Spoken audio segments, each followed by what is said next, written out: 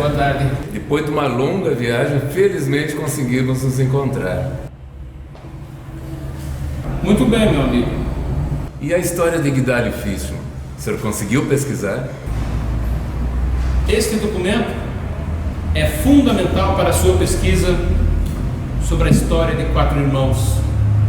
Mais precisamente sobre a história da vida de Guidali Fishman. Aqui tem a gênese da imigração judaica no Brasil, que na época a sede era em 4 irmãos. Então eu espero que o senhor tenha êxito no seu trabalho, por isso eu vou lhe entregar esta importante obra. Pois há anos venho procurando documentos sobre este homem. Pois acredito que nessa obra o senhor encontrará todas as respostas para o seu trabalho, para a sua pesquisa. Tenho certeza que a partir de agora o senhor terá grande sucesso naquilo que o senhor está fazendo.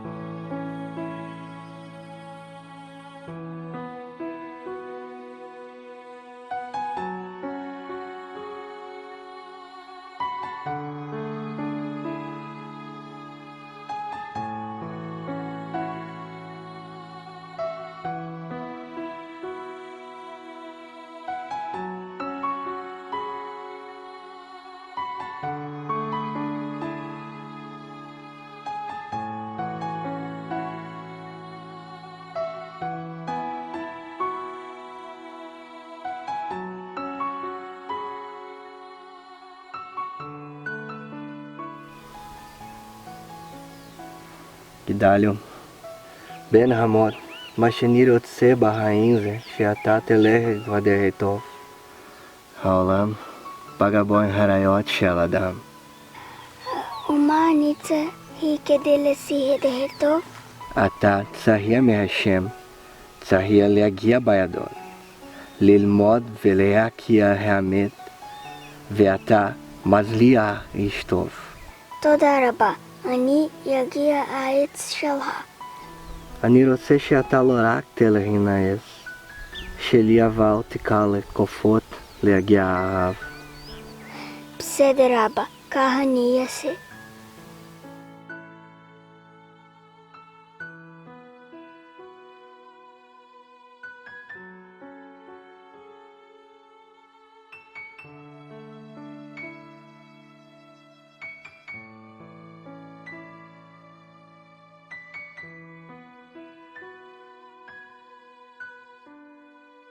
Meu nome é Guidálio Fishman. Sou cidadão como qualquer outro cidadão. Vocês conhecerão hoje a minha história, ou melhor, um pouquinho da minha história. Meu pai era Ângelo Nudelman. Minha mãe era Guilhermina Nudelman. Ambos vieram após a guerra para o Brasil. Saíram da Europa, os dois. A minha mãe veio de Kiev, na Rússia.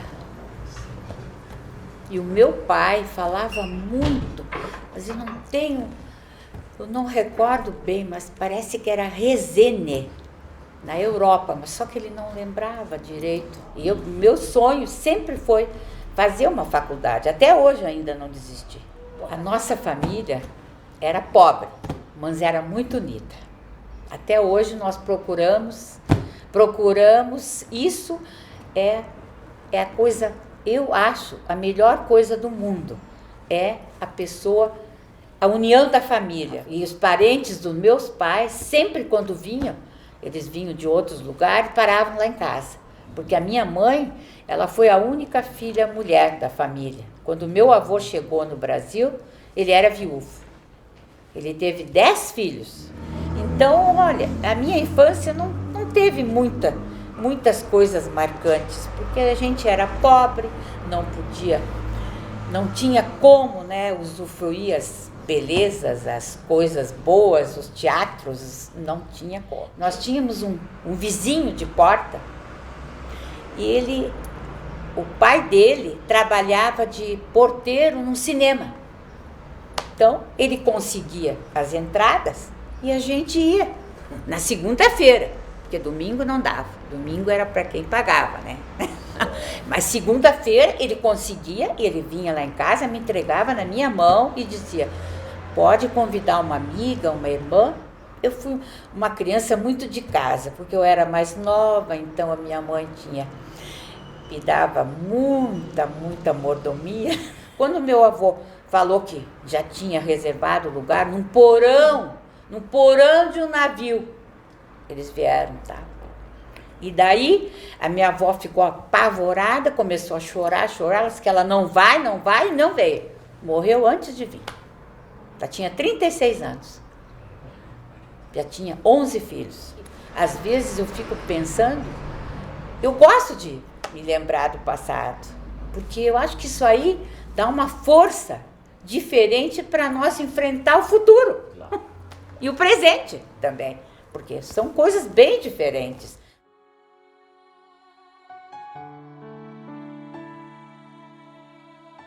A família da minha querida Clarícia sofreu muito antes de chegar ao Brasil. Eu procurei conhecer um pouco da vida destes batalhadores.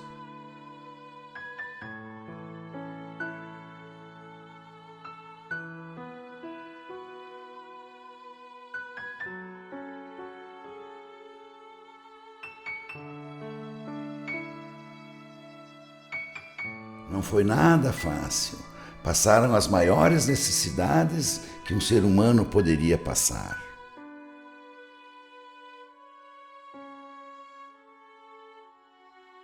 Mas no final, todos saíram vencedores.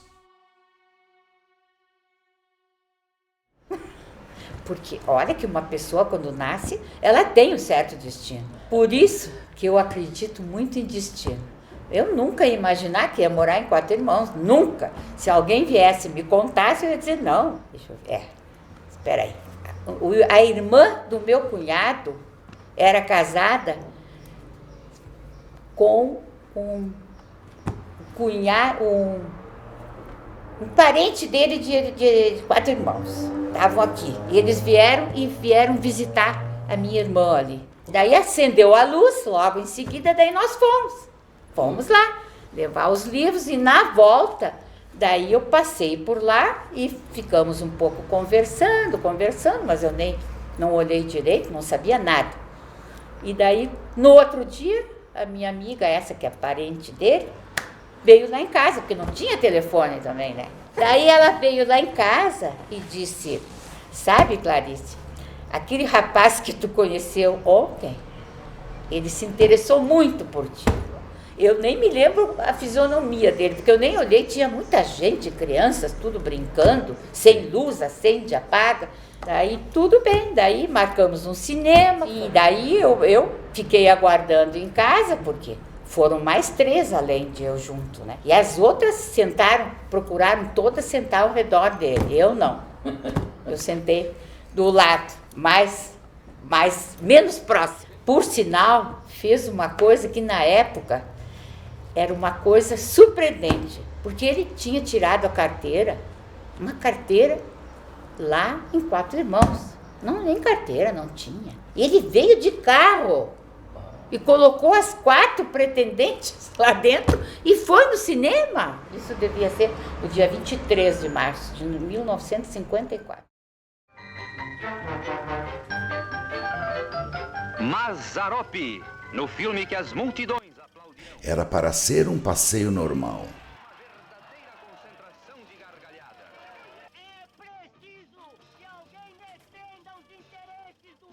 Mas a Clarícia fez com que eu me apaixonasse perdidamente por ela.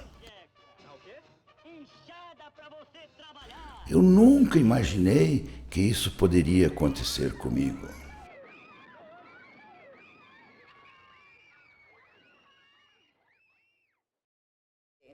Daí ele foi embora, mas deixou o endereço, tudo, não tinha telefone, não tinha nada. Eu escrevi uma carta muito romântica, fui no correio, lá em Porto Alegre, chego lá, e disseram, olha, esse nome não existe no mapa. Quatro Irmãos não existe no mapa, a senhora deve estar enganada. Não tem outro nome? Eu disse, não, ele me deu bem certinho, Quatro Irmãos. Não tem, eu disse, bom.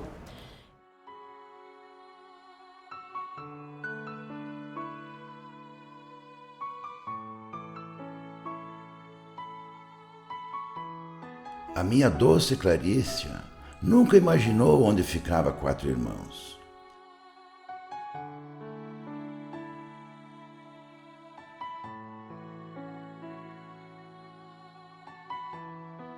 Pois a moça do correio lhe disse que nem no mapa constava a minha cidade.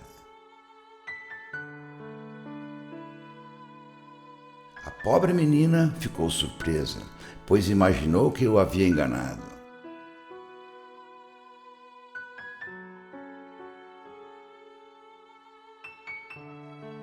Eu falei a verdade. Com o tempo, ela entendeu. Disse, deixa aí, deixa, que nós vamos dar um jeito. Só que eu não sei quanto tempo vai demorar para chegar no destino. Porque nós temos que saber aonde fica esse lugar, que nem no mapa não tinha naquela época.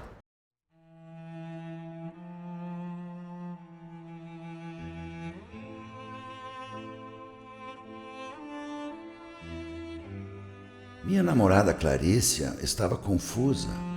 Havia perdido a mãe e o pai. Estava sozinha, desolada por completo. Procurou uma amiga próxima para desabafar.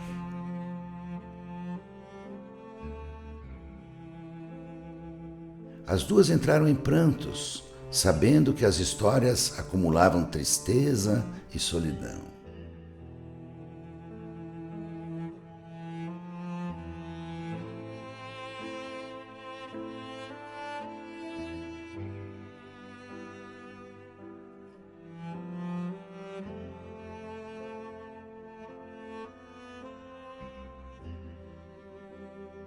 Aí então, ela procurou o rabino para uma conversa. Foi muito produtivo o encontro.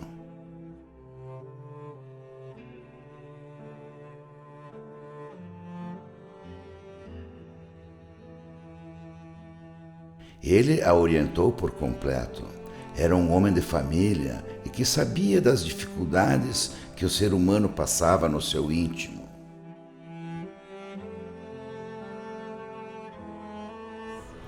Mas quando já deu para mandar cartas, daí eu comecei a mandar. Mas ele mandou perto do que eu mandei, era nem 10ª parte, né? Porque os homens não tem tanto assunto assim para escrever, né?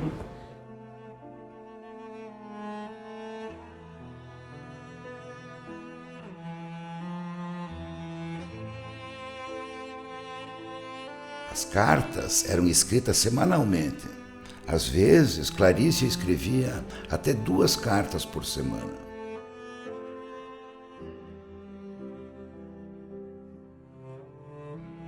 Eu recebia sempre atrasado.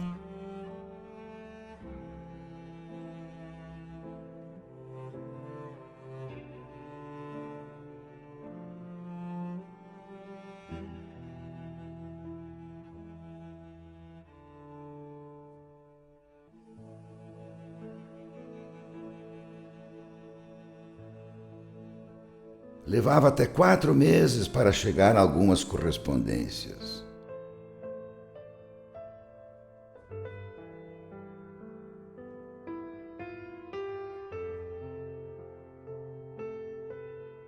Preferia ir na bodega do seu Juca para poder ficar mais à vontade.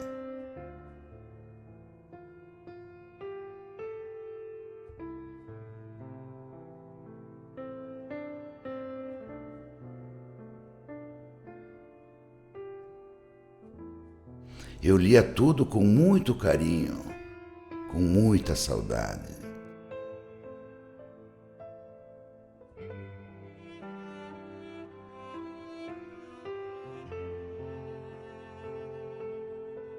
Eu queria parecer um homem forte.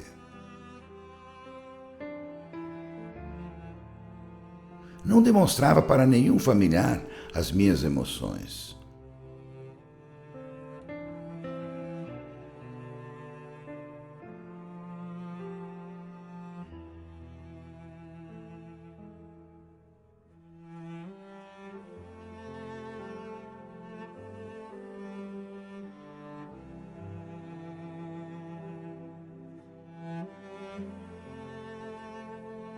Eu chorava às vezes, mas preferia não contar isso para ela. Mas o meu coração era de papel.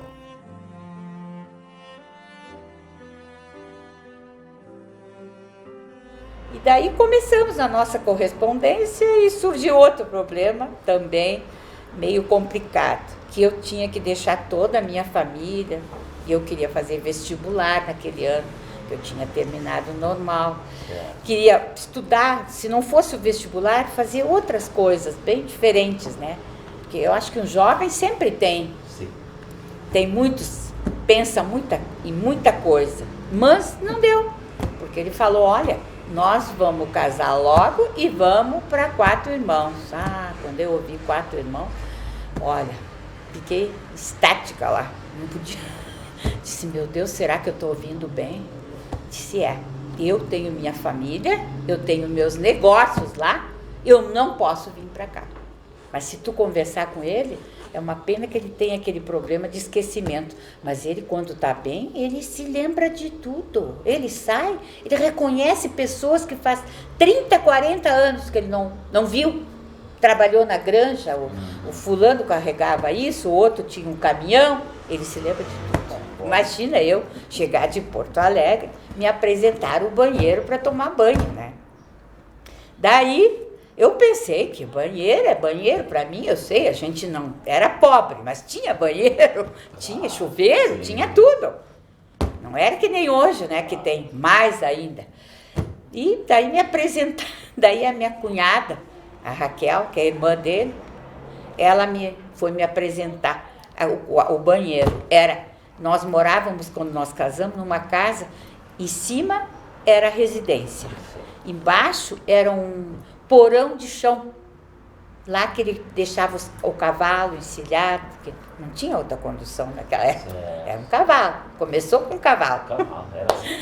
E daí, então, lá a gente guardava os mantimentos, que naquela época não tinha essa história de vencimento, não tinha, a gente comprava para um ano. Ia para Passo Fundo, fazia as compras, trazia para um ano, azeite, farinha, açúcar, hoje não dá. Nós morávamos em cima, e embaixo tinha aquele porão enorme, e ali, então, por cima vinha uma lata grande de querosene, furada, toda furada, e por cima a gente colocava água e tinha uma cordinha do lado que servia como alavanca, mas era uma cordinha. E daí puxava a água e saía, tomava banho. Fazer o quê? Não tinha, na época não tinha melhor, ninguém tinha melhor. Eu me lembro, eu morava numa casa na Rua Portugal. Me lembro quando construíram, eu devia ter 4, 5 anos, construíram um esgoto. E aí ficaram as tubulações e nós brincava. Demorou muito tempo. Nós brincava, cabia dentro dos tubos de esgoto, ficava andando dentro da cidade, que era ainda tudo aberto. Eu morava quase no lado do Parque Nocelli, do Moinho. A principal lembrança que tinha era os vizinhos. Quer dizer, tu vinha correndo da escola e tu brincava, se encontrava todo mundo na rua, ninguém se preocupava se tinha ladrão, ia na casa de um, ia na casa do outro, todo mundo recebia, as mães todas se conheciam, os pais, aí ia brincar, se sujar na terra. Eu tinha 2 irmãs, nós temos 2 e 4 anos de diferença, então se brincava muito, a escola era muito alegre, era escola pública, super tranquilo, foi momentos fantásticos, assim, eu me lembro até pôr do sol, a mesa grande, cheia de comida, quente. E da infância eu lembro também que meu pai viajava muito, então eu via mais ele fim de semana, né? Um pouco se repete, hoje eu viajo também bastante. Mas fim de semana era cheio. E no lado, assim como era pro, sei lá, meu pai e a mãe, eu não vivi em 4 irmãos, mas na frente da minha casa morava uma família que o filho tinha quase minha idade, a gente estudou junto uma época, e nós éramos que nem irmãos, assim, a gente se dava, fazia tudo junto. No lado morava um tio meu, que tinha vários primos, na frente morava os Lavinsky, atrás morava o Michel, no fim tinha, era uma comunidade ali, aquelas 2 quadras ali, todo mundo se conhecia, todo mundo se dava, era muito bom. Os meus pais adquiriram aquela casa nos anos 60, se mudaram de 4 irmãos para Erechim, e aquela casa foi onde nascemos, os 3 filhos nasceram nessa casa. Foi uma infância muito bonita, eu tenho a lembrança de que a casa era uma casa muito grande, ela era gigante, a gente usava, eu me lembro da base da casa, enfim, e tudo mais. O pai era uma pessoa que trabalhou muito nessa época, não era um pai presente no dia a dia, era a mãe que organizava a nossa rotina, uma fase que ele trabalhava bastante, e nós contávamos com a ajuda dos tios, que eram os irmãos do meu pai, que moravam na mesma rua, um deles na casa ao lado, e foi uma infância muito feliz. A gente brincando na rua, vizinhos, enfim, é uma infância muito gostosa de se lembrar. Tive o privilégio, né, de ter nascido numa cidade que eu gosto muito, né, Erechim, e a Rua Portugal ali, ainda hoje é uma rua calma, né? Era uma rua tranquila de se viver, a gente caminhava, passeava e tinha uma vida realmente muito tranquila. Coisas que me marcaram na Rua Portugal, o meu pai tinha uma relação muito grande, muito forte com o trabalho e com os animais. Então eu me lembro do meu pai trazendo, agora a gente está falando, uma ovelhinha.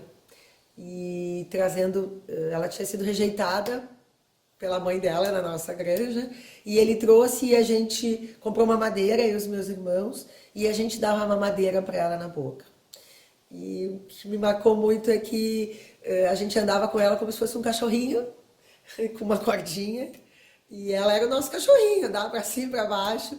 E um dia ela deitou na frente da rua Portugal, ali onde a gente morava, e a gente não conseguia mais puxar ela, porque ela era mais gordinha do que nós. E aí o pai disse assim, chegou o momento dela voltar para a granja. E foi um dia muito difícil, porque para mim ela ia passar o resto da minha vida como se fosse um cachorrinho do meu lado.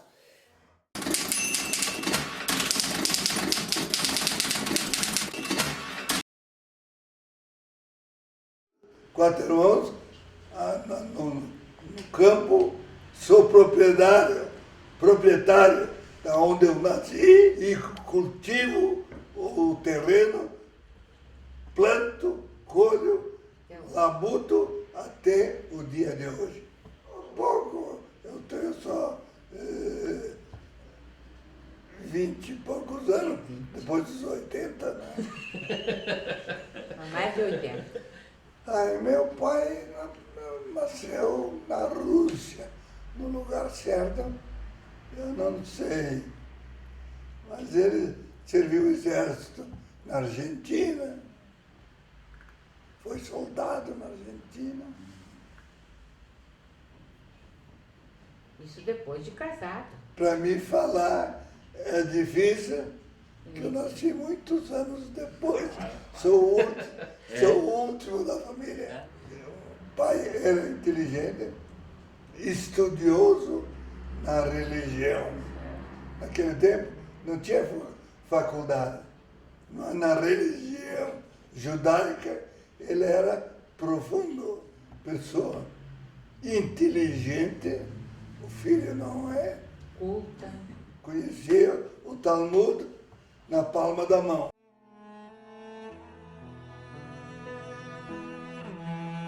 Nossa história nasceu e se solidificou em 4 irmãos.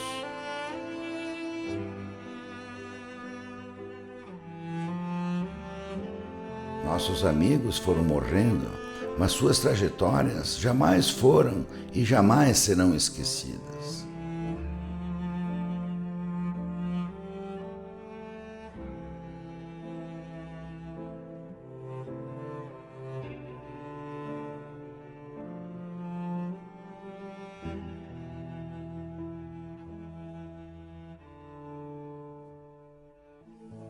Muitos queridos nos deixaram há muitas décadas, mas acreditamos que a vida é assim.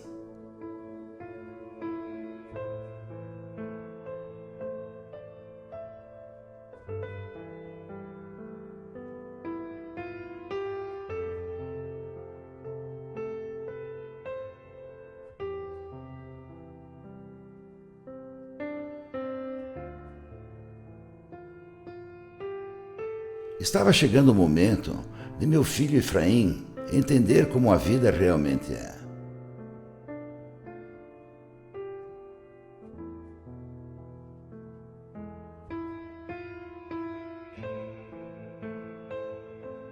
Levei o garoto conhecer onde o avô estava sepultado.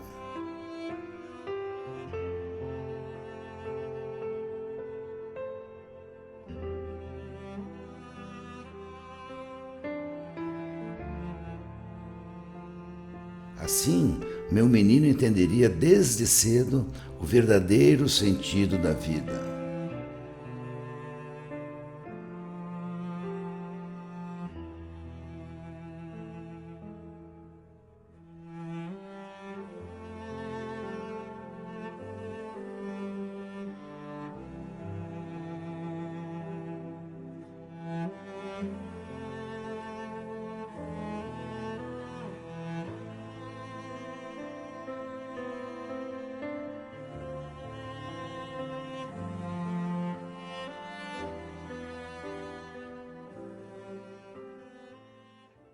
A minha mãe, uma mulher da cozinha,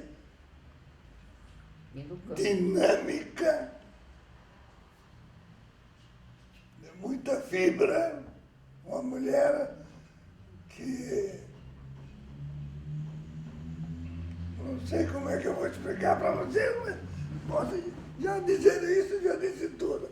É uma mulher muito dinâmica. Os meus irmãos, sabe como é? O tempo foi passando, né?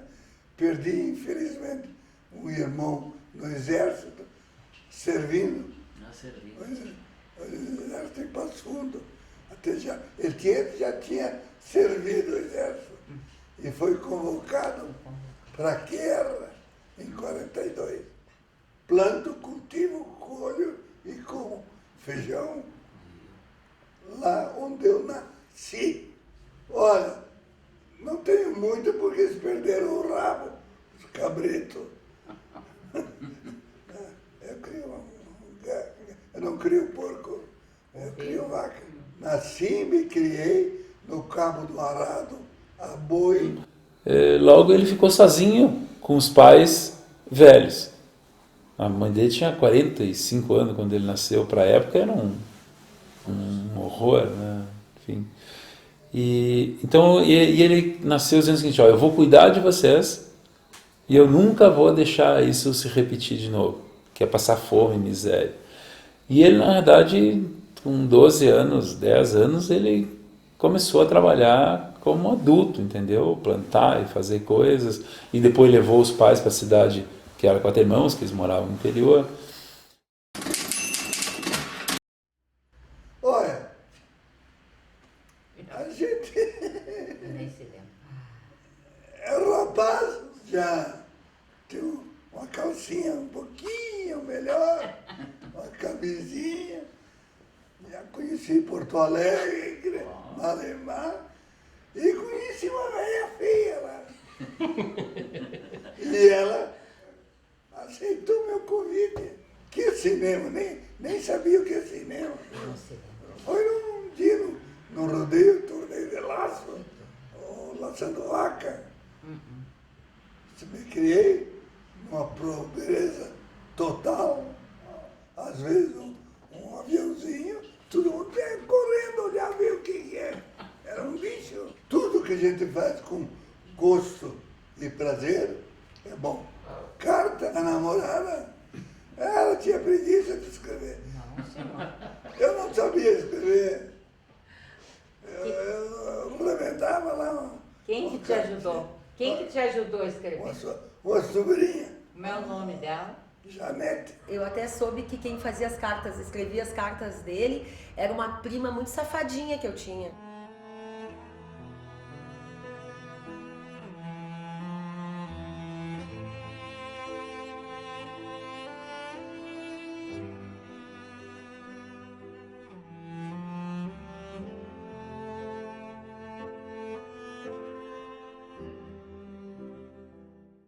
Ela me ajudava a escrever as Para dar as ideias. Porque tu já falou com eles?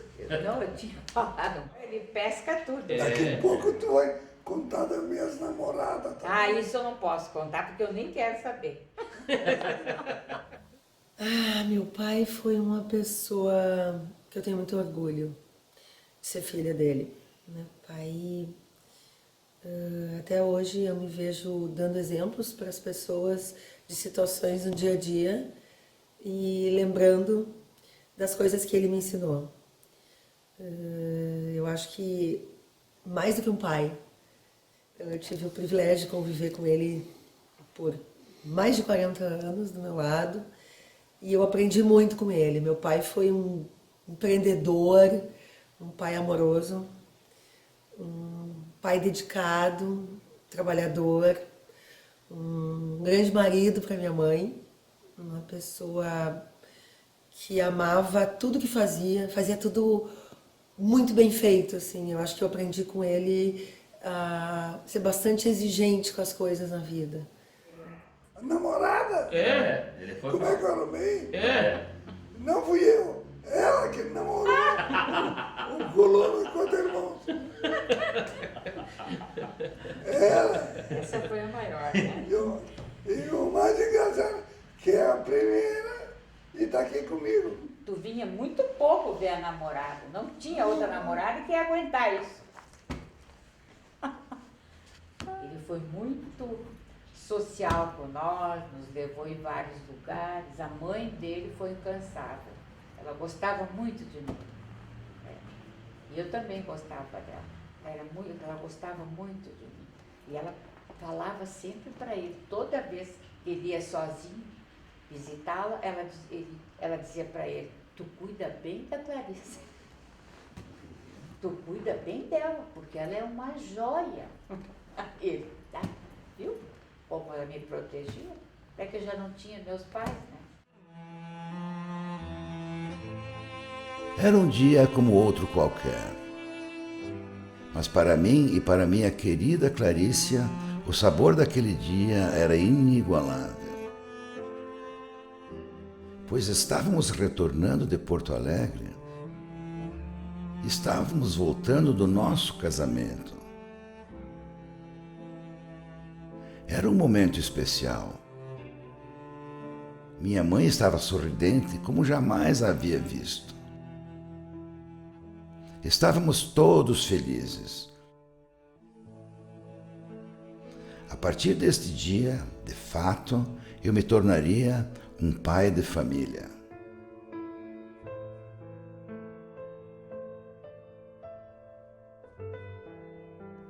A vida de Clarícia mudou drasticamente.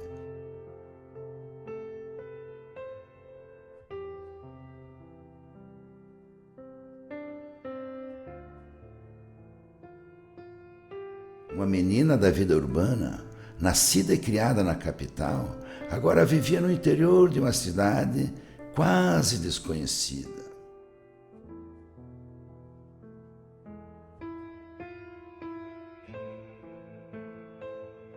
Era um novo momento, era uma nova vida.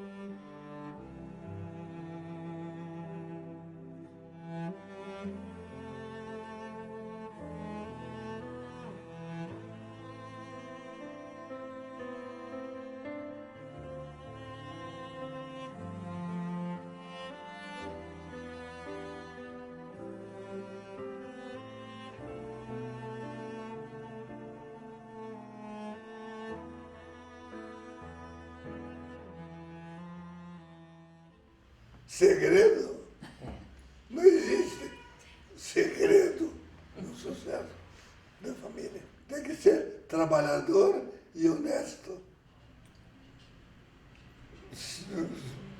Depende do sentido de que interpretar, mas me sinto feliz, realizado, com saúde do pai velho. Honestidade. Justo. Isso está guardado aqui. Sempre do direito. Respeito ao próximo e trabalho.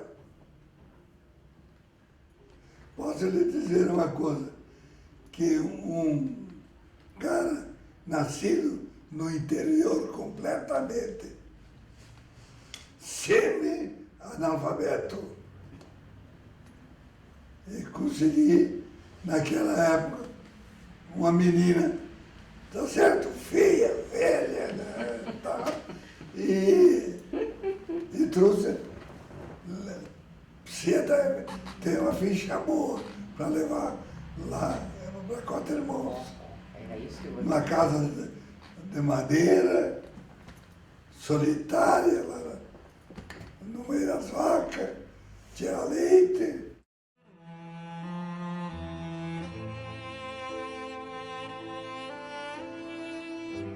Minha adorável mãe levou-nos conhecer o quarto, mas Clarice parecia insegura.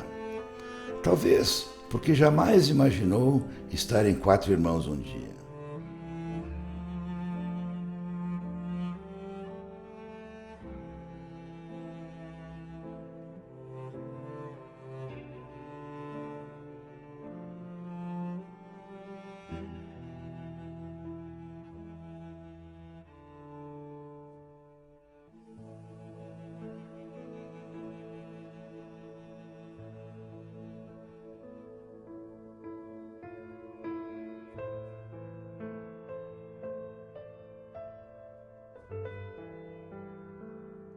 O medo da solidão, sem sequer um familiar por perto, fez com que a menina de Porto Alegre, pela primeira vez, sentisse medo de estar só.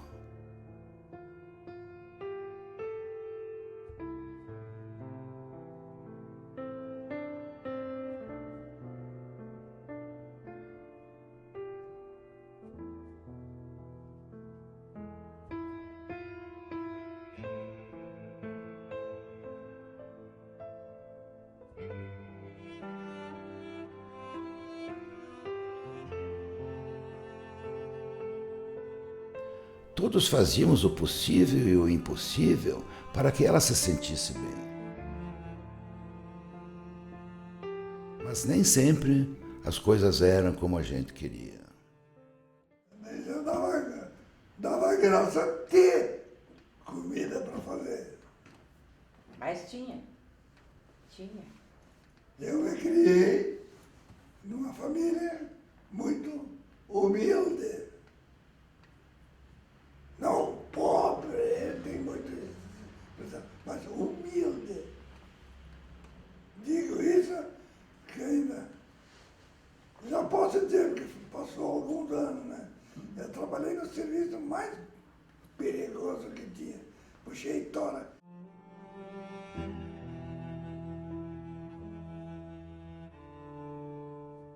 Seguidamente eu visitava o hospital para ver como estava a saúde de minha esposa. Havia grande preocupação por parte da minha família.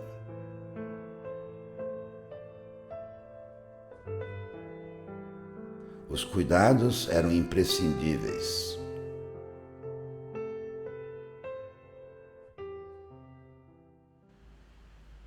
Sabe qual é que era o meu apelido no meio dos colonos? São meus vizinhos até hoje. Os judeuzinhos loucos. Porque quando eles estavam dormindo, eu estava lavrando. Eu não sei se ela era professora, porque eu não fui junto com ela no colégio.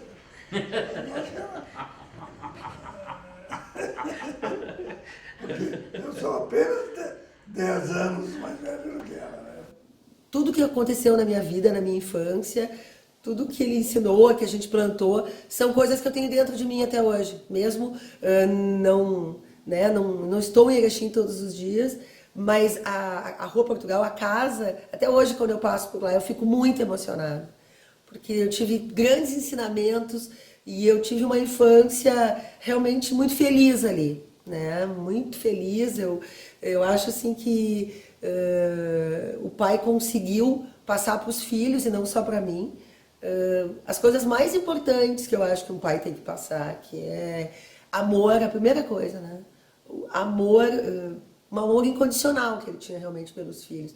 Amor ao trabalho, né? Que era meu pai era um exemplo de uma pessoa apaixonada pelo que fazia. E eu acho que o pai tinha um terceiro amor muito grande, que era realmente pelo lugar onde ele vivia.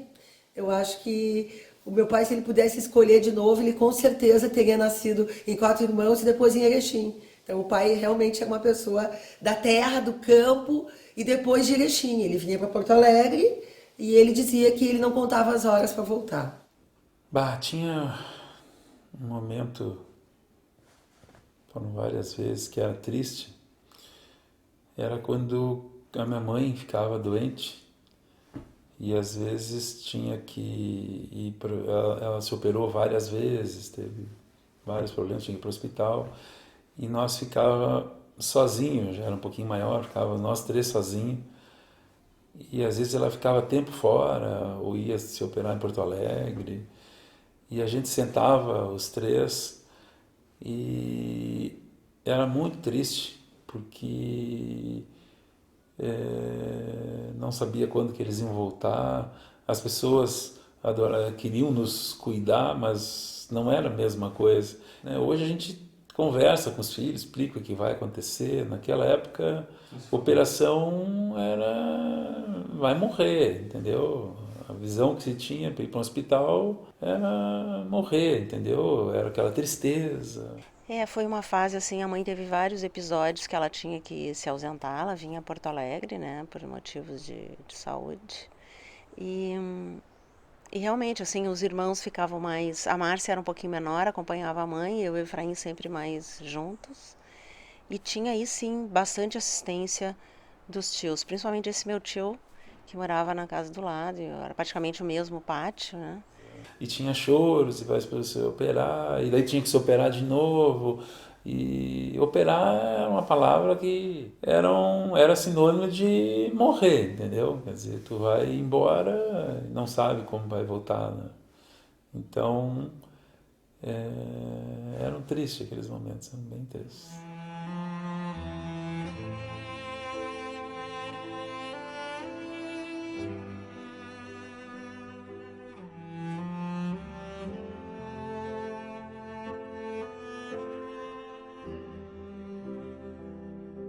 Confesso que a maior dor que eu já senti em toda a minha vida foi quando tive que deixar meus filhos sozinhos para levar a Clarice a fazer uma cirurgia em Porto Alegre.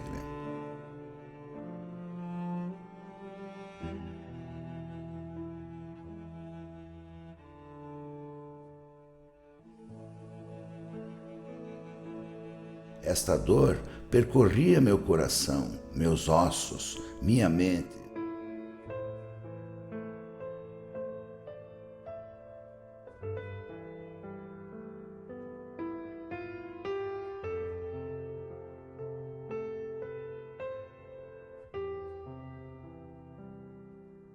Efraim, Rosane e Márcia.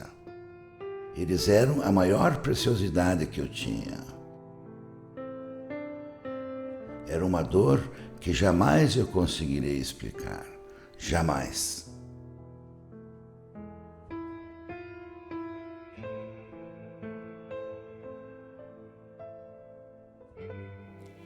Eu me lembro que um momento muito marcante, emocionante, era quando meu pai, me emociona até hoje, ele vinha de Santa Catarina, da serraria que ele tinha lá, que era muito longe, balsa, ele ficava, sei lá, 2, 3 semanas. E cada vez que ele voltava, ele trazia um monte de pedaços de madeira quadrado, como era uma serraria, então sobrava um monte de retalhos, e ele enchia a caminhonete e trazia aquele monte de retalhos, que na verdade eram para ser usados até como lenha.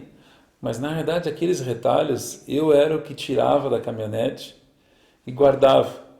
Só que não ocupava tudo, e a minha brincadeira era tirar aquilo lá e construir casinhas.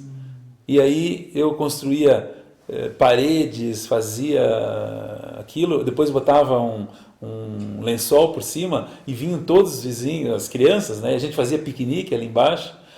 E naquela época eu já dizia que eu ia querer ser engenheiro, que eu queria construir, e eu adorava brincar com aquilo lá. Depois a gente derrubava, caía, daí fazia de novo e fazia estrada, e eram tudo pedaços quadrados de madeira, assim, que eram momentos...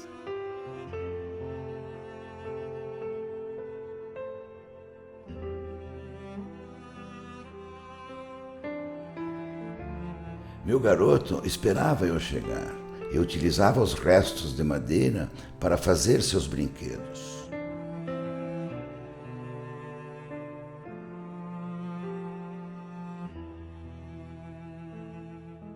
No entanto, tornou-se engenheiro.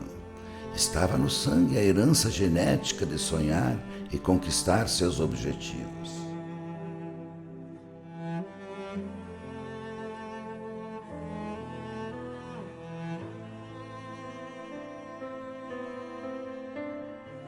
O pai, na verdade, era quase como uma exigência dele que fôssemos curiosos. Por exemplo, quando ele voltava de uma viagem de trabalho, ele insistia com a mãe, com a gente, que a gente perguntasse alguma coisa, como foi, o que fez. E a viagem também era assim. Por que é assim? Por que é isso? Por que tem aquela árvore? Coisas. E eu, quando as minhas filhas eram pequenas, eu também ia muito a Erechim para elas terem a convivência com os avós. E eu meio que coloquei isso também, e elas adoravam, dizendo assim, tem que estar ligado, tem que ser curioso. E meu pai era uma pessoa curiosa. E a curiosidade, ela move, ela te te faz descobrir coisas novas. Então eu lembro muito dessas viagens, tento lembrar das coisas que eram divertidas. As comidas, a mãe levantava de madrugada para fazer o lanche para a gente trazer, a gente almoçava. Nós tínhamos um lugar na estrada que a gente sempre almoçava no mesmo lugar. Meus irmãos devem lembrar desse lugar, embaixo de uma árvore, que a gente até botou o nosso nome na árvore. Era mais ou menos no meio do caminho. Então a mãe acordava cedíssimo e fazia a comida. E eu, como sempre eu enjoava, não passava bem na viagem, eu me lembro de acordar já com o cheiro da comida que a minha mãe estava preparando, que já antecipava o que ia acontecer no dia, né? Que ia ser a viagem. Então era assim, bolinho de carne, pão, e, enfim, a gente levava umas coisas, parava embaixo dessa árvore. Então, por exemplo, do meu pai, minha mãe, eu almoçando junto com eles a vida inteira, e eu falando de médico, e o pai pedindo da granja, e comendo aquelas coisas que eles adoram fazer, que sabem que eu gosto, e tá sempre lá. Eu não consigo, eu acho que essa memória, eu vou ficar ela para sempre, independente do que acontecer, entendeu? Para mim vai ficar aquele tempo que não é muito, mas é um momento de dedicação exclusiva. Religião é uma estrada direto para qualquer pessoa. Toda pessoa tem que ter uma religião. Nenhuma religião ensina para o mal. Toda religião é boa. E eu me orgulho da minha. Não sobressaio da minha e não tenho inveja de outra.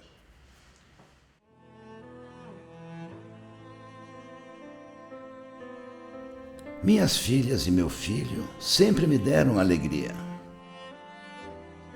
Márcia se tornou publicitária. Às vezes eu a chamava de jornalista. Efraim, engenheiro civil. E a Rosane formou-se médica.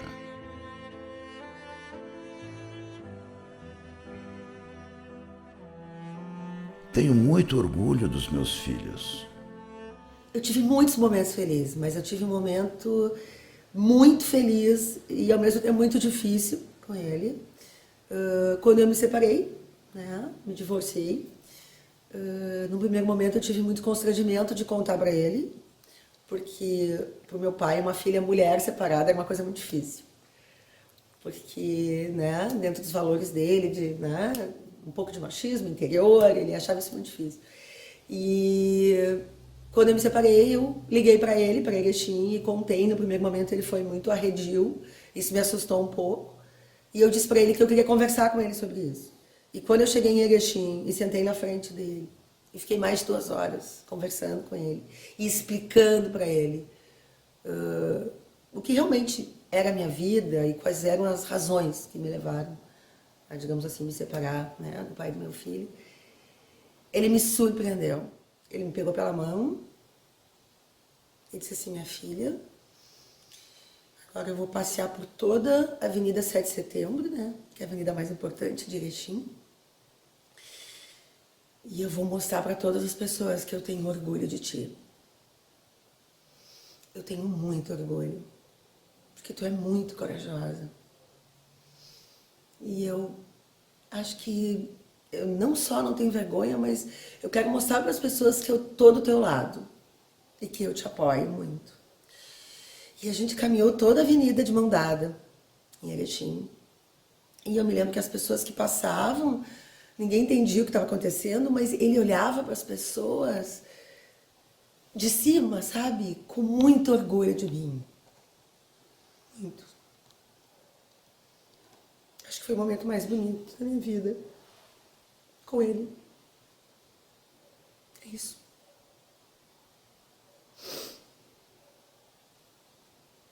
É isso, eu acho que eu tô chorando, mas é de felicidade, porque realmente é um privilégio ter tido um pai como eu tive.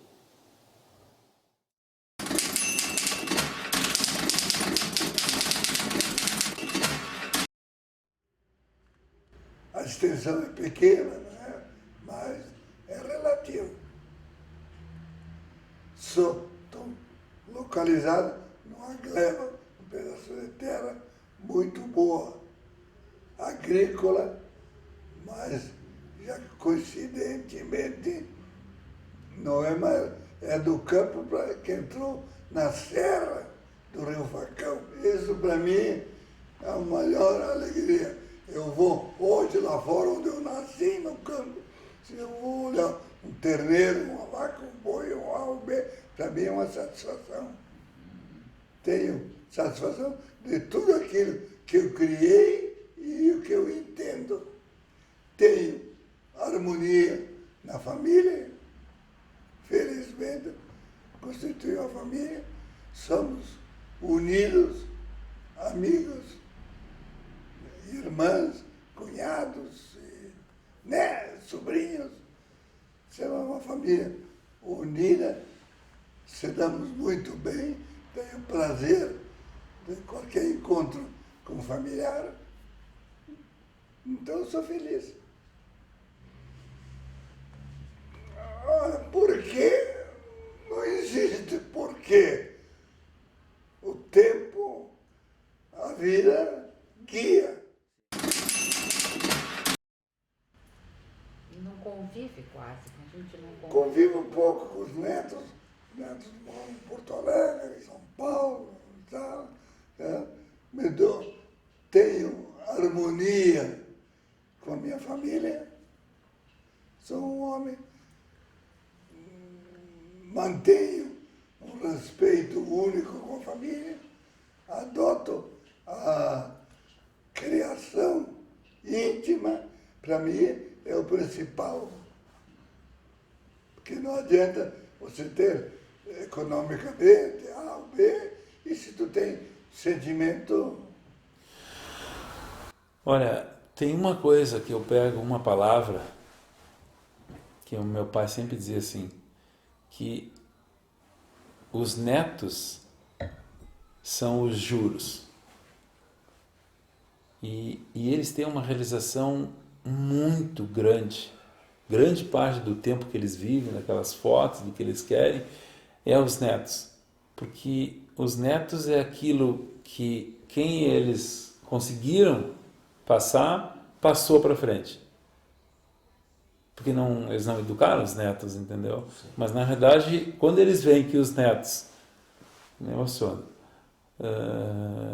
se dedicam, são pessoas dignas, são pessoas esforçadas, são pessoas de presença, enfim, gente.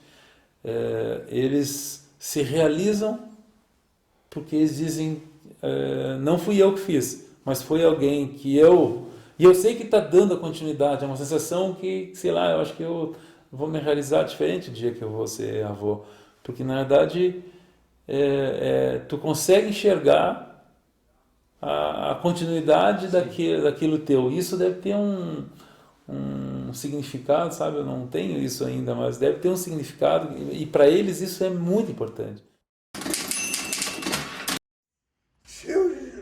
Tu laçava? Não é que eu laçava, eu laço hoje com 90 anos. Não vejo necessidade de me enroscar depois de velho. Custa muito a falar, né? Eu usei a arma não na cintura, mas na cabeça.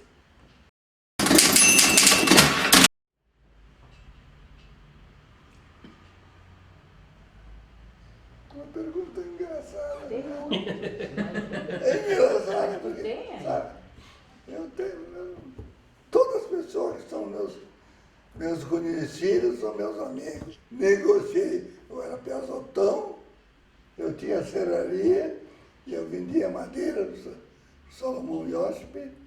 Falei muitas vezes com ele, piazotão, porque naquele tempo eu era o mais novo da família e eu que determinava a família.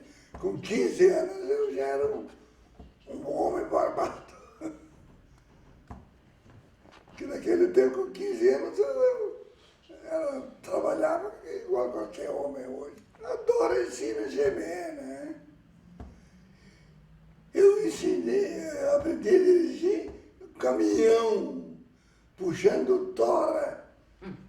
Um Chevrolet 46, tinha uma serraria, eu tinha serraria, eu serrava madeira para Ica. Eu tinha serraria, trabalhei muitos anos com serraria. Muitos anos com serraria, muito.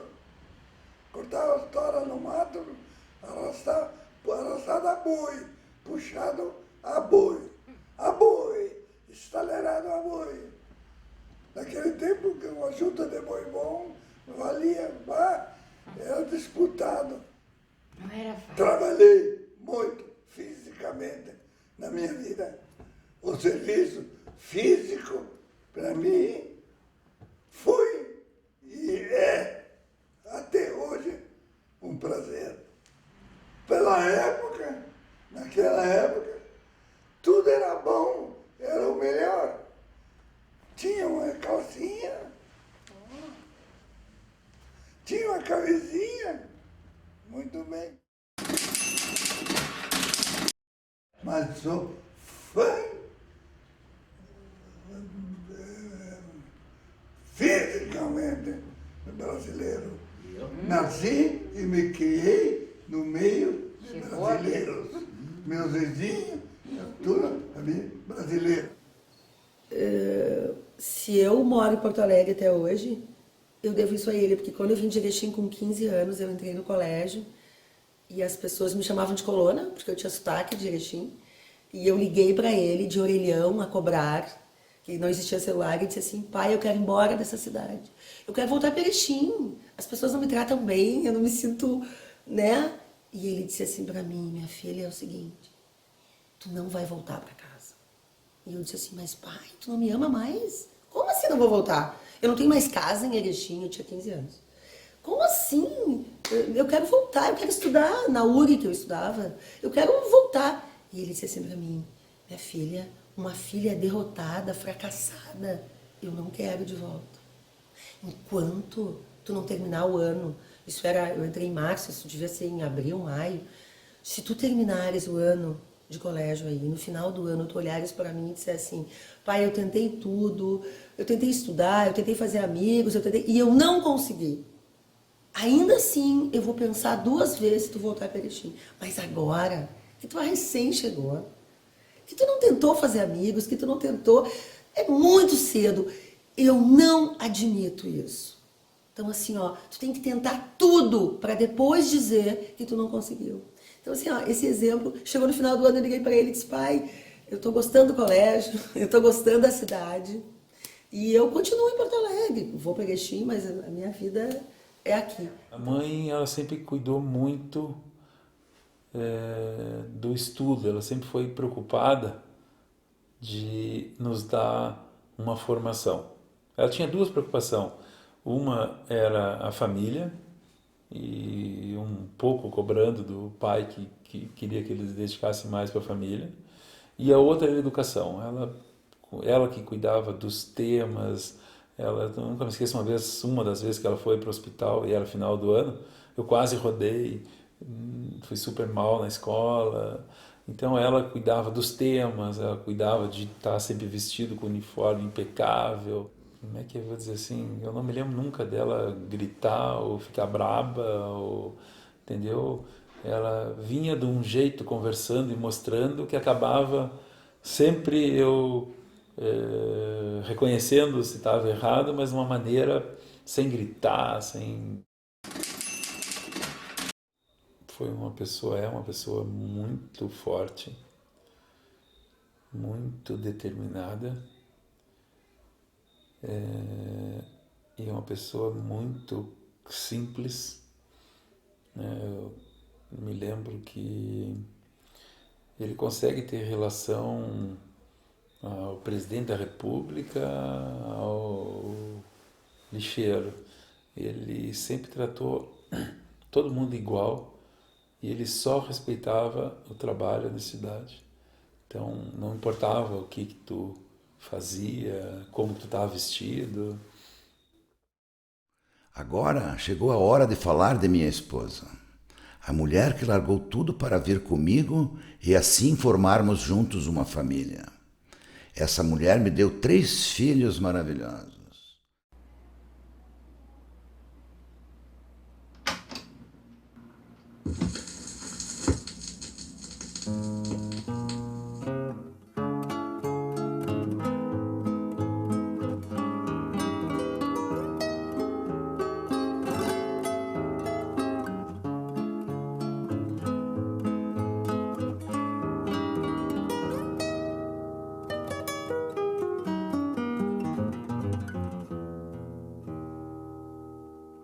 Foi uma mulher exemplar, uma pessoa digna de ser chamada de parceira.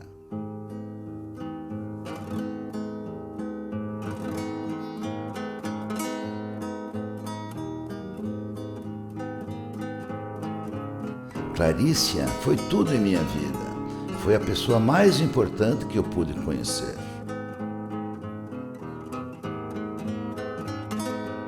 Agradeço todos os dias por Deus ter me dado uma esposa tão fascinante.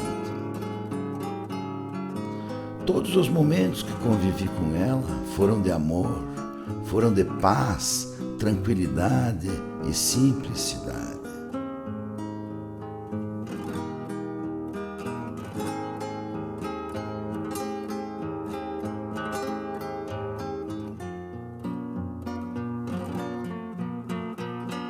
Será para sempre a minha porto-alegrense, como ela mesma citava em suas cartas de amor.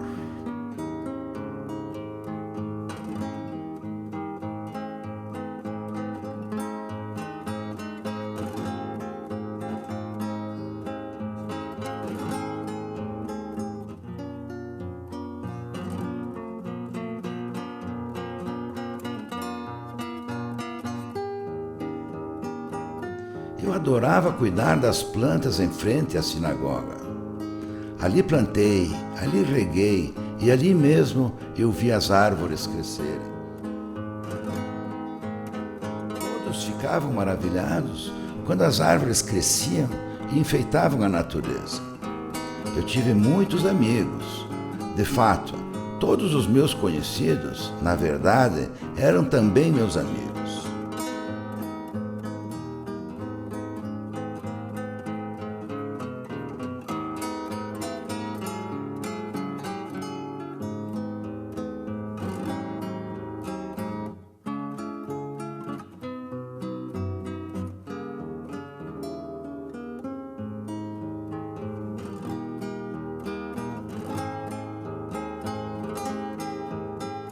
Gostava muito de tomar meu chimarrão, de viver cada momento saboreando meu mate. Eu sempre tratei a vida com alegria. Poucas pessoas me viram triste. Mas confesso que também tive momentos de tristeza, que até cheguei a chorar escondida.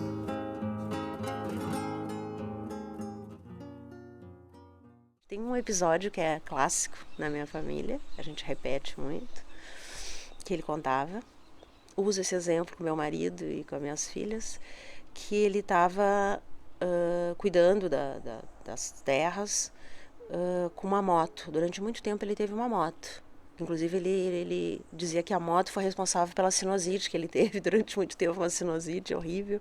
A culpa era da moto, e eu imagino que sim, naquele inverno lá de 4 irmãos, sei lá, ele ficava andando de moto. E que ele chegou num lugar, acho que ele estava levando sal para o gado, alguma coisa assim, e tinha chovido muito e uma sanga tinha subido e a moto não tinha como passar. E aí ele olhou aquilo, tirou as botas, que na verdade as botas eram uma ferramenta fundamental de trabalho, e eu lembro isso quando pequena, que a gente engraxava, e as botas dele eram sagradas, também tem as botas. E ele tirou as botas e jogou na outra margem do rio, desse córrego, e pensou, agora sem as botas eu não posso voltar, eu vou ter que passar de qualquer jeito. E aí ele conta que ele entrou de pé descalço, acelerando a moto para não entrar água, e atravessou até o outro lado. Então, assim, isso para nós tem um significado muito grande. E muitas vezes eu já disse ao meu marido, tá na hora de jogar as botas pro outro lado, vamos lá. Então, as gurias, minhas filhas, também ouvem isso muito. E eu acho que esse é o maior legado que ele tem para mim, de sempre ir para frente. Aliás, ele sempre dizia, para trás só caranguejo, ele me dizia. Quem olha para trás e caminha é o caranguejo. Tem que olhar para frente. O Guidálio Fishman, ele já entrou na região aqui de Ponte Serrada há muitos anos atrás. Ele foi um pioneiro na serragem de pinhais aí. Tanto ele quanto o seu Adálio. Então se dizia assim, os judeus estão aí comprando pinhais. E como de fato eram pessoas que tinham muita garra e muito honestos. Com isso, continuamos novos negócios, novas sociedades. Na Serraria Vargel, outro pinhal em Ponte Serrada. E, afinal, ele me ensinou muito sobre madeira. E com o Guidálio, como contador dele, senhor Nelson Berto, fazíamos assim encontros no escritório do Berto. E nesses encontros nós então tratávamos dos negócios e aí saía contrato, batia contrato até meia-noite, 1h. E tinha nada, nós trabalhávamos mesmo. Complementando, como o meu pai já discorreu, o seu Guidálio, a família Fishman, fez parte, vamos dizer assim, faz parte até hoje, em especial, claro, o seu Guidálio, das nossas vidas, né? Da família Braganholo, digamos assim. Eu, desde criança, desde 15 anos, que tivemos o primeiro contato com o seu Guidálio, com a família, e sempre acompanhando o meu pai, eu sempre vi os dois sendo companheiros, sendo negócios constantes, e, claro, o principal, a grande amizade que surgiu e que veio a existir entre as famílias, né? Eu lembro fatos como quando da aquisição de uma área de terras próxima à nossa indústria, que foi lá pelos anos de 72 por aí, né? Então lá se vão 50 anos aí, né? E inúmeras vezes, inúmeros encontros de negócios, reuniões, e o seu Guidálio, para mim, sempre foi um exemplo de uma pessoa com princípios de honestidade, de lealdade, de sinceridade, né? Pode-se dizer que durante todo esse tempo dessa amizade, nunca houve sequer uma discussão ou qualquer desencontro em acertos, em sociedade, né? Então, o seu Guidálio sempre foi um exemplo de uma pessoa correta, uma pessoa de retidão, né? Uma pessoa de raciocínio muito rápido e que veio, para mim, a ensinar como se deve proceder em sociedades, em negócios, né? Aquele homem que sempre cumpriu com tudo que combinou, aquele homem que nunca deixou de honrar com os compromissos que assumiu, né? A família Fishman é um exemplo que deve ser seguido, né? essa amizade não foi amizade de 1 ano, de 2, né? Mas sim de uma vida praticamente, né? Laços que permanecem até hoje. A família Fishman, eu tenho lembranças desde criança, início da década de 70, quando o meu pai, o senhor Avelino, ia a Erechim fazer os acertos com o seu Guidalho, e a gente tinha o hábito de acompanhar. Então, normalmente, passava-se uma tarde lá fazendo os encontros de contas, e nós, crianças, ficávamos brincando com uma das filhas, a Márcia, que era mais ou menos da mesma idade que eu tenho. Então, era uma forma de interter a tarde e aguardar o acerto do seu Avelino, com o seu Guidalho. Lembro também que próximo à residência existia uma distribuidora de doces, ou um fabricante, algum dos fabricantes de doces de Erechim, onde nos divertíamos, pois não tinha tantos fabricantes de doces na região, então era uma oportunidade de usufruirmos um pouco de chocolate, de balas. Então isso ficou uma imagem de criança. Voltamos a conviver bastante com o seu Guidalho e também com o Efraim na década de 90, onde cerramos uma floresta de araucárias de propriedade deles, e o seu Guidalho nos deixou uma lembrança muito forte no seu legado, na forma de ele administrar essa floresta e posteriormente administrar a forma de comercializar a madeira serrada. Ele sempre gostava de guardar a madeira e aproveitar as oportunidades de venda quando os preços estavam melhores. Então isso serviu como uma grande escola, porque eu ainda jovem aprendi e tenho essa forte lembrança de guardar e aproveitar os bons momentos para comercializar. Bem, isso aconteceu natural, né? Essa evolução que teve, essa semente que o seu Guidalho Fishman plantou, foi por acaso. Sem sombra de dúvida, o objetivo nosso é realmente continuar o trabalho plantado lá bem lá atrás, pelo pai do Efraim. Essa homenagem que é prestada ao seu Guidalho, eu acho que é muito merecida por tudo aquilo que ele representou, por aquilo que ele fez, pela semente que ele plantou e pela continuidade que se está dando dentro das atividades que ele semeou na época passada. E a gente era acostumado, ele dizer as palavras, aí ele começou a repetir, a gente diz, mas a gente nunca, todas as perguntas que ele fazia, nós respondíamos como fosse a primeira. Era tão bom falar com ele, né, que isso não nos atrapalha nunca. Essa doença não nos atrapalhou nada em relação com ele.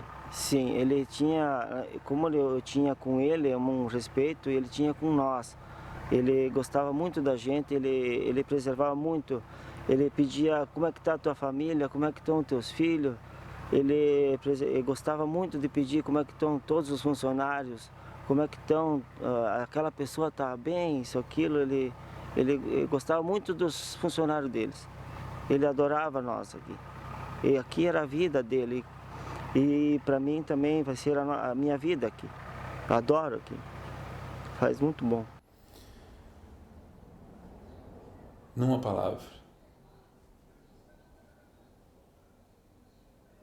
o sobrenome da história dele. Essa é a maior herança. Ele não deixou riscos, ele não deixou mágoas, não deixou...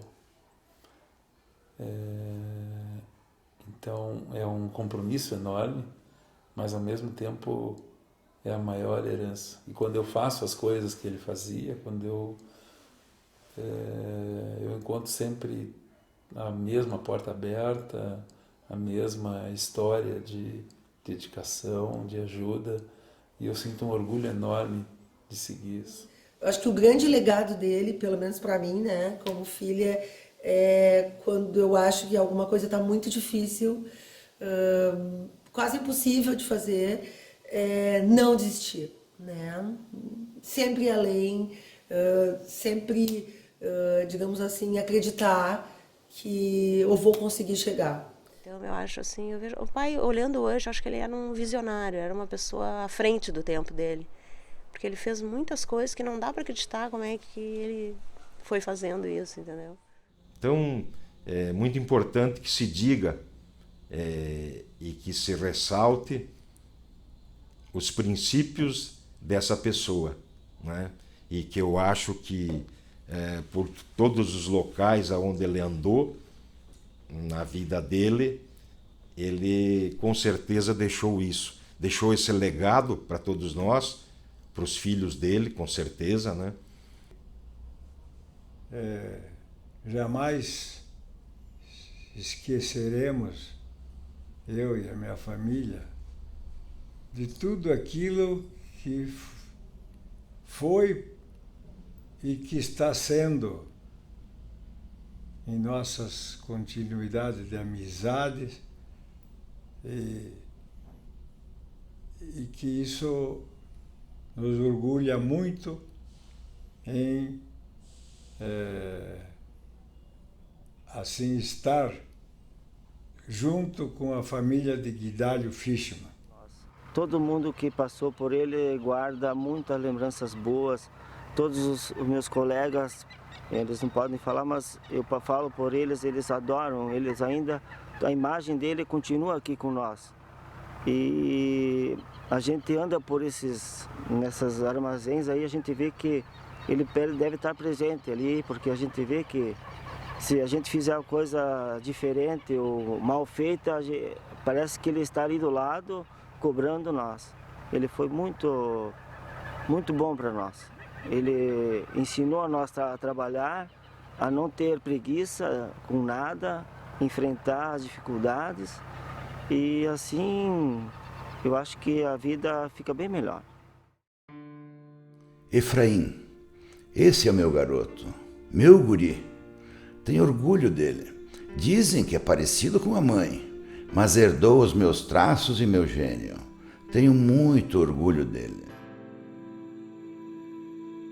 Rosane, minha filha, minha médica, tenho enorme orgulho desta menina. Ela cresceu, mas continua sendo a mesma garotinha. Tenho especial cuidado por ela. Minha eterna criança, minha amada filha. Márcia. Para quem não sabe, essa é a minha caçula, é a minha bebê. Eu sempre tive por ela muito carinho. Eu a protegia como jamais imaginei proteger alguém. Eu a amo para sempre. Meu tempo está chegando. A vida é curta. E é muito longa ao mesmo tempo. Eu fiz o que deveria ter feito. Semeei, plantei e colhi. Hoje, minha semente está espalhada.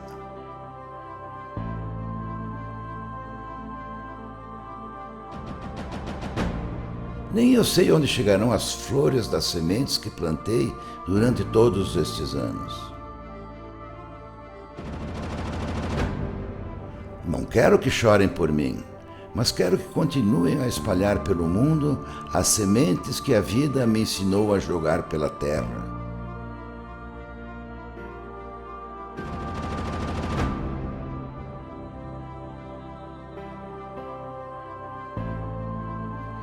Deixo aqui o meu abraço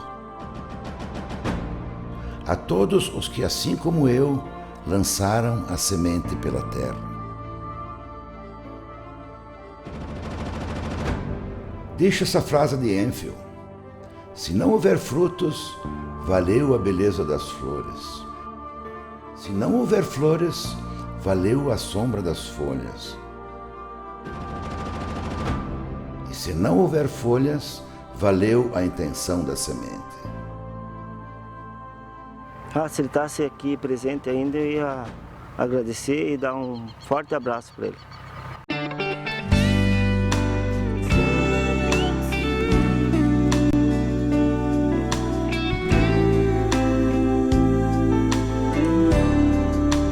Onde andará aquele que me educou, aquele homem que me amou e que também eu amei? Onde andará toda a simplicidade de quem foi bom de verdade e de saudade eu já chorei. Velho querido, hoje eu sou um moço feito, mas me falta voz no peito quando falo de você. Por não ter tido tempo de falar, meu pai amigo, e dizer ao teu ouvido quanto orgulho de você. Quero meu pai para conhecer meus filhos.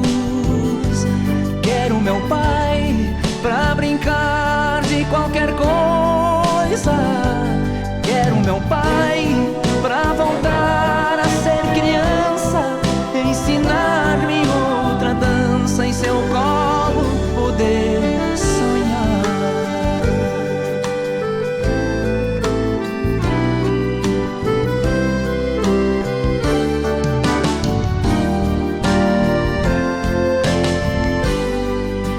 Eu te guardei no coração para o sempre e dar a ti o melhor presente numa data especial. Cantar a letra que você pediu pra mim, mas Deus quis que fosse assim. Não avisou, não deu sinal. Certos momentos eu aqui fico a lembrar do seu jeito de me olhar e meu filho a perguntar. O seu pai era igual você é comigo, dá presente, é amigo, quase nem posso cantar. Quero meu pai para conhecer meus filhos. Quero meu pai pra brincar de qualquer coisa. Quero meu pai pra voltar a ser criança, ensinar-me outra dança, em seu colo poder sonhar. Na vida a gente tem aquilo que merece, mas há coisas que acontecem, é difícil aceitar. A morte é quando acaba toda a dor do peito. Cedo ou tarde dá um jeito de algum pai pro céu levar. Paizão amigo, hoje eu não tenho mais medo. Pode ser que seja cedo para poder te falar, mas daqui a pouco a gente até se reencontra. Brinca, passada a conta, vai ser bom poder brindar. Quero meu pai para conhecer meus filhos. Quero meu pai pra brincar de qualquer coisa. Quero meu pai pra voltar a ser criança, ensinar-me outra dança, em seu colo poder sonhar. Quero meu pai para conhecer meus filhos. Quero meu pai pra brincar de qualquer coisa. Quero meu pai pra voltar a ser criança, ensinar-me outra dança, em seu colo poder sonhar. Em seu colo poder sonhar.